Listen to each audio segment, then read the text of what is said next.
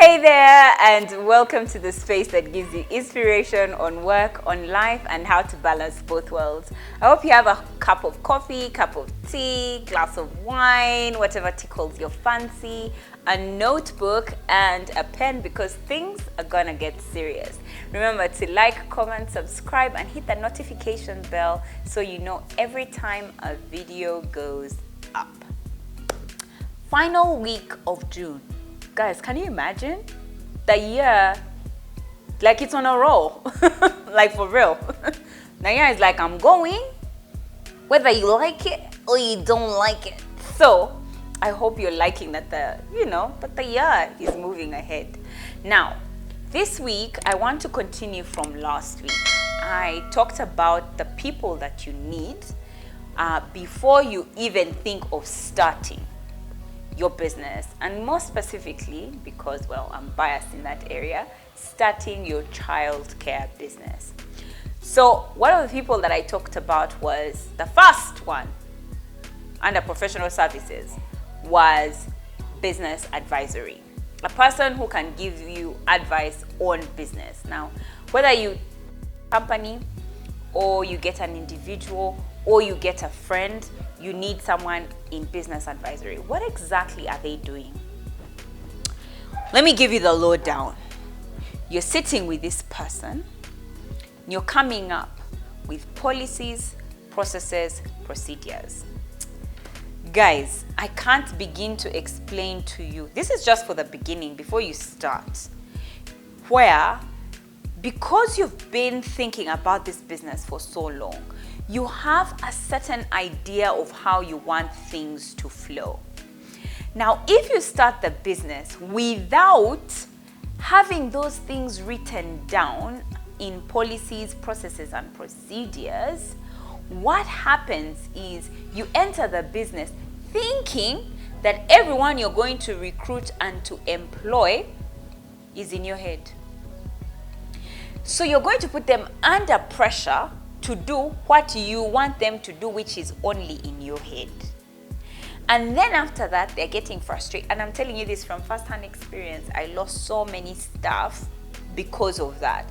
Like, I knew it was important for us to have our policies, processes, and procedures written down and constantly referred to, but I started without them. What you want, the place you want to be in is you get everything out of here of what you think your business is going to be like, yeah? Put it on paper. Then reality happens. Like, then you open the business. Now, when you open the business, you realize that the things that you wanted to do the way you wanted to do them does not work like that, and now you can therefore edit. But the people have come into your business knowing what you want, because when they sign in and say, oh, I want to be a staff member of the Cradle, they get all the business process, they get all the business policies, processes, and procedures that pertain to their job role, read through them, get them at the back of their heads, come and start doing it. Then, when you're doing their performance reviews, your feedback surveys, whatever, you ask them about how practical it is, what you had in your mind is able to be done in real life. And then you can edit, you can have addendums. You can edit your policies and procedures every year based on what the feedback you're getting from your staff, but they don't come to find scratch. Nothing. The things are only in your head. You're annoyed all the time because you're telling people the same thing over and over and over and over again. Ah! I'm doing that because, man, my life, has gone through that like yours. Because you have one staff member, when they leave, because you've told them so much, the next one who comes, you're annoyed with them because they don't know. Yet you told the one before them. By the time the fifth person reaches, you are so annoyed, so angry, and yet if you just wrote it down and told them this is what it is. So sit down with that business advisory person to get all the policies, processes, and procedures from your head down onto paper, okay? The lawyer, the purpose of your lawyer, before you start Friends, this is before you open the business. This is before you sell the first thing that you sell. Before you do anything in your business, okay? These are the people that you need to be here under your armpit, and this is what they are giving you, okay? So, the lawyer, what's a lawyer doing? The lawyer is helping you establish the laws that surround your business. Do you know how many times we go against the law and we have no idea? So I'll give you an example. There was a time we were fighting over land, business-wise. We were having a wrangle with our neighbor over land. And they'd set up stuff and they had no toilet. Law. Like, it was so easy to just say, excuse us, LC, they have no toilet. You understand what I mean? Because according to the law, they should have.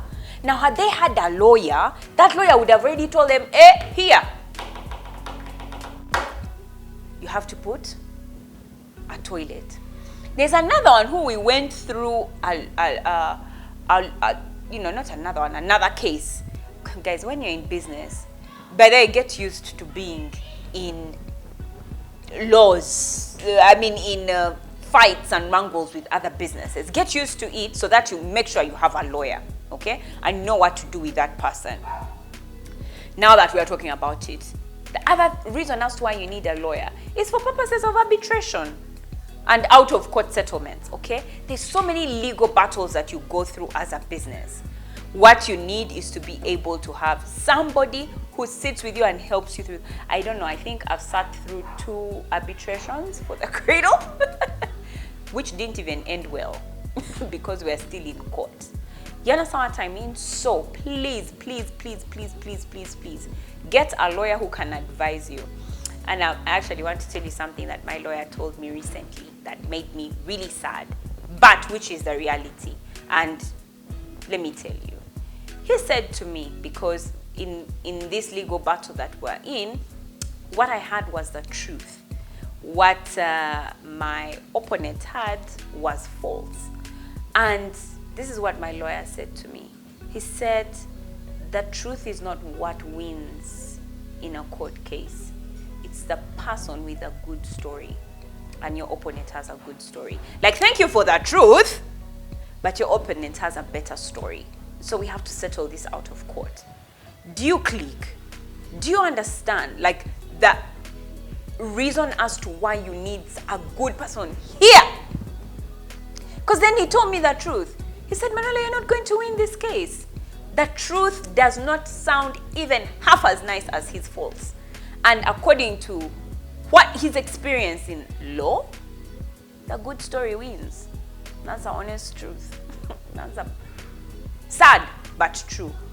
You need a lawyer to help you with all of your contracts. And when I say contracts and agreements, I mean things like your founder's agreement. Now, I broke up with my co-founder within 4 years of the business starting. Why? We didn't have an agreement between the two of us. And so, there were things like our roles and responsibilities which were not clear. Someone is feeling like you're not listening. Someone is feeling like this one's making more decisions. Someone is feeling like you're not giving the business enough time. Someone is feeling like you're... That whole shebang, it needs to be written down. So those are some of the contracts that your lawyer is going to have to help you to work out immediately. They're going to help you to work out, especially like now in this founder's agreement, things like shares. And not just now, but the future. What happens when your business grows so big and you're giving away shares? Like, what does that look like? You need, like I've said, people of early childhood, you're here for the long haul. I don't think you're here for small business, small here, nursery school, down here, daycare center. No. We're here for impact. And if we're here for impact, we need to start thinking big. So if we're thinking big, one of the things that you're going to have to go through is, for example, the sale of your business one day. To people who will give you, people ask me that question a lot of times, would you sell the cradle? I absolutely would. Do you know why? There's a point at which I will reach where my abilities can't take the cradle any further. I would rather have a small part in a big business than a big part in a small business, especially since I want to have a business of impact. So my business needs to be big in order for me to have big impact. So I'd rather have a small part of it than to have such a big part, 90% of the business, and yet it's such a small business. Yeah. So when you're talking to your lawyer and working through founders agreements, you're working through those shares, you're thinking through the future. I mean, that's what I call faith. Faith with action. Faith without action is what? Dead faith. So I'm writing those agreements and I'm putting them before God. Anyway, now I'm about to start preaching, but let me not go there. Things like equity. How much can people take of your business when they give you money? How much of your business can people take if they come and give you their time? What happens? Anyway, all of that in those agreements that the lawyers make. The other contract that they'll make is things like your staff contracts. They're going to make things like help you work through things like trademarks and copyrights, because during the childcare business course, one of the things that we talk about is the importance of building a brand. When you're building a brand, you're going to build a lot of brand artifacts. Now, those brand artifacts have to be trademarked and copyrighted or copywritten. Which is the English? Copywritten, I guess. So, because they have to be copyrighted, it's copyrighted, right? Copywritten. It's either way. Anyway, I don't know. Tomato, I guess. Let me know in the comment section which is the correct one. Anyway, they have to be copyrighted. And for them to be copyrighted, you need a lawyer. And you need them now, so that you can start having those conversations. One of the things that I've realized that I've gone through is when I give people, I tell people about the cradle and what we can do with them. Actually, companies call you and say, oh, we would like you to do certain work for us. I come, I give you my invoices, my proposal. Before I know it, you've not done the work with me, you've done it with somebody else. A lawyer would have helped me to work out my NDAs, my non-disclosure agreements, my confidentiality agreements. But no, I didn't have one at that time. It didn't seem that important to me, but you need it now. One of the things that we do for all staff members when they come into the cradle is sign our NDA and confidentiality laws. So that when they leave the cradle, they're not going out and sharing our trade secrets. You get what I mean? Especially to people who have not paid, who have not asked, they're just there sharing. Not right. Another reason you need lawyers, guys, is for debt collection. You're thinking in your mind that when you have a good business, people will pay you. Friends, people will take of your hard-earned cash, and you will need a lawyer to help you collect it. Anyway, that's why you need a lawyer. The third person, banker. You need a banker to be your friend so that they can start helping you with your credit line preparation, so that you can build your credit score. So that when you need credit from the bank, you're good. They're going to teach you the ins and outs of how to do that, especially with your cash flows. What bank account to open, how to bank, who to talk to in the bank, all of that. That's why you need a banker to prepare you for your credit. And I think also last week I talked about the fact that they do have some insights and secrets on people who are selling, people who are buying, people in your industry. Moving on, the audit firm. The audit firm or the auditor, that person is going to help you a lot with taxes. People fear URA. I wonder why we fear URA. URA, by the time they tax you, and you know what? Maybe we should just do a whole class on URA, honestly, like really, honestly.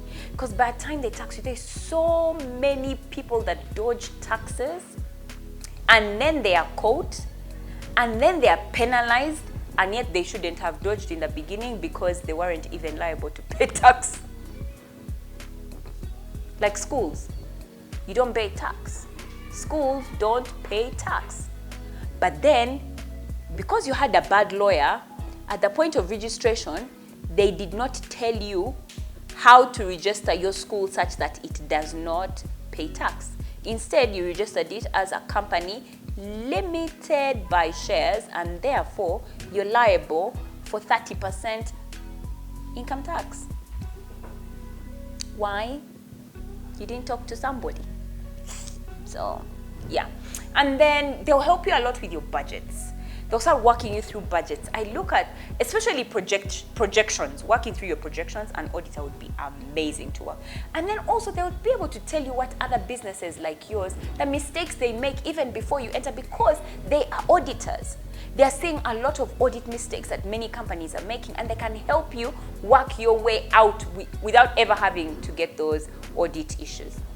And then lastly, your coach. Your coach, your business coach, is going to help you with proper theoretical and practical knowledge on things about your business, especially in operations. So things like finance, things like human resources, things like procurement, things like marketing, things like sales, all those different facets of your business coach is supposed to train you and work with you as you work out those different areas of your business. So by the time you enter business, you're positioned for success. So all of your successful entrepreneurs who are entering the early childhood sector, I have a business course, the childcare business course for you, just for you. Please, link is in the description box. You can find out more about this course, because imagine if I can share all of this on a free channel, how much more when you enter the course, right? So that marks the end of our work series this month. And next month, we're going to go into motherhood and parenting. I love that one, because one of the things that I always think about is how I'm working with my children on their purpose, which one of them is connected to my purpose, and which one of them might continue my legacy. Till next time, can't wait to see you. Bye-bye.